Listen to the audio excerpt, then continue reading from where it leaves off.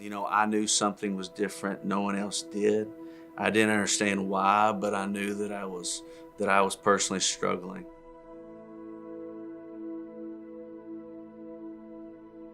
My name is Chris Peck. I'm 40 years old. I live in Mount Sterling, Kentucky with my wife, Rebecca, and our 3 kids. I grew up in Mount Sterling. I had just an ideal childhood. I had loving parents.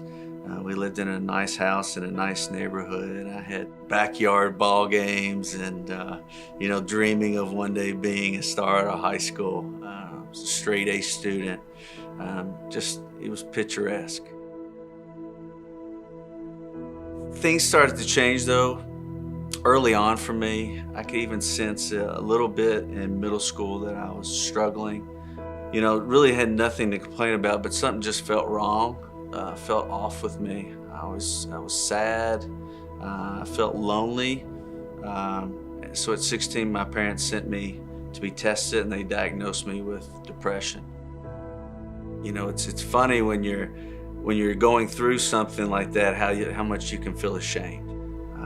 But it didn't deter me. I felt like a normal college kid. I was partying. I had plenty of friends. I spent summers doing what I wanted to. I was attempting to be someone that I wasn't. And there for a while, it felt like, I'd really left anxiety and depression behind.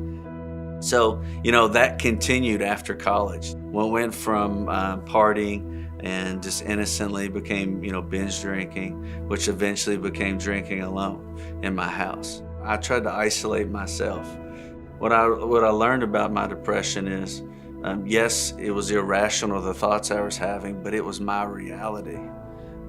It was almost like an out-of-body experience. I don't even know if people can even grasp what the feeling is like to feel like you're surrounded by people, say at a Christmas gathering with family, and you feel totally alone, or they don't understand me. And those are just irrational thoughts. The people surrounding me love me so much, but when you're in depression, it's hopeless. It stole my self-confidence. It made me feel numb to life. But really what I was trying to do even then was get past this feeling of self-worth. And when it came to head with me one night was when I had too much. And I was really too intoxicated even to walk back to my bedroom. So I remember rolling off the couch and I cried out to God and I said, "Is this all you have for me?" And I just felt my spirit. God said, "Get up. Quit feeling sorry for yourself." I mean, it was so real. It makes me emotional to this day. From that day, yes, I started thinking differently, but it never changed my behavior. And somehow through all that, I still found a woman who loved me. And even in my dysfunction, she saw potential in me. 7 months later, we were engaged, married, I think another 6 months after that. But I continued using every day. Even in her presence, nothing changed even after marriage.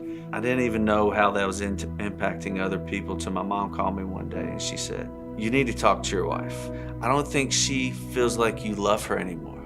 And I remember being on the phone and just in tears. I remember thinking, man, I love her so much. Like, what? I came home.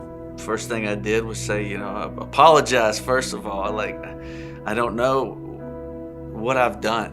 And my wife just said, there's just something was off. She said, because we don't talk anymore. There's no joy in this house right now. We don't go do things, and you're not happy, and you're not playful, and you're not doing things you used to love to do. It brought back my 16-year-old Chris, those thoughts. Just something wasn't right.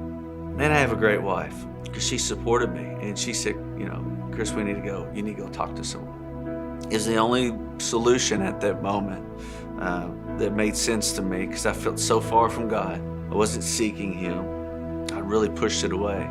I went to talk to this guy, and what he helped me identify with was that I can give up, or I can start making tangible changes in my life. I can think different. Medication may calm me, but it doesn't change my thought.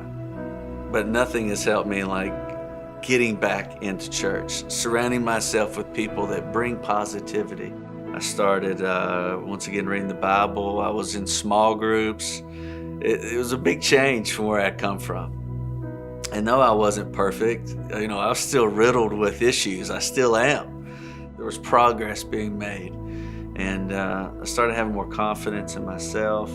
I started reconnecting with people that I had just kind of disconnected with.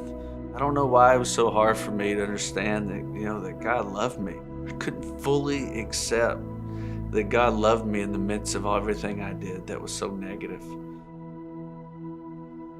I just want to encourage people out there, they have someone in their life or a family member that has started to isolate themselves or make poor decisions, or has even started to hint at their own failures, and you haven't wanted to have that discussion, that you go to them this week. The most tragic thing in the world is someone who just wants to be loved and seen as valuable, but then to be lonely. They have to find people that they can trust. They have to get connected to a healthy church that has people within that church that can help them. But more important, they have to have a relationship with Jesus. It's the foundation of all of our life. What God wants you to believe is that you're loved by Him, that He will accept you over and over again, that He will leave 99 healthy people and come back for you just to save you. What an amazing God that we serve, right? That I get to serve. That once again, He's more faithful to me than I am to Him. I can't describe to you how much a work in progress I am, how many days I have that I struggle still. But what I've learned is I don't allow bad days to become bad weeks. You can feel good about the progress that you're seeing in your life. One, I'm honest with myself and I'm honest with those that I love. Two, I pray more often. I worship in church, even when it's difficult. I really don't know where I'd have been without God in my life. I don't think I'd have been here telling a successful story. But yet here I am in 2018, and I can, speak with boldness that I have made progress, and that all I want to do in life now is be the person that God intended me to be. And if I can change one person's life today that hears this testimony, they can identify with what I've been through. If it can make them not feel so isolated, if it can just reduce their anxiety by just a little bit, then God bless, because God has used me in a way that I never even imagined.